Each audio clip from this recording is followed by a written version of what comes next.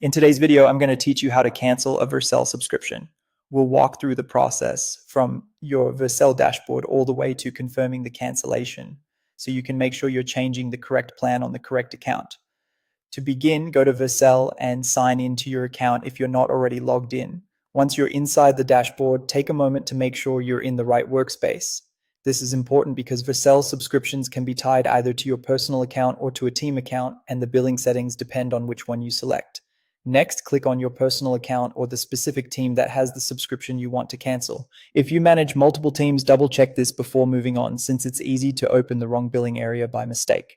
After that, head to billing items.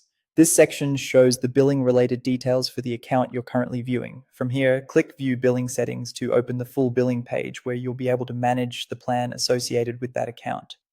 Once you're in billing settings, look for the plan or subscription card. This is the area that shows the current paid plan. On that card, click Change Plan. This option is what allows you to move off the current subscription, either by downgrading or by canceling, depending on what Vercel shows for your account.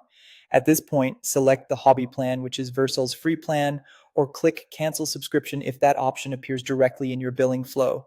In many cases, moving to the free hobby plan is effectively the way to end the paid subscription while keeping access to the account. Before anything is finalized, Vercel will usually show a confirmation prompt. Carefully review the changes shown there. Pay attention to what will happen to your plan when the change takes effect, and whether any paid features will be removed after the cancellation or downgrade.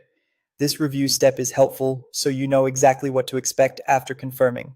Finally, confirm your cancellation. Once that's done, your subscription change should be processed according to the terms shown in the prompt. If you want extra peace of mind, you can stay on the billing page for a moment and verify that the updated plan status is reflected there, and that's how to cancel a Vercel subscription.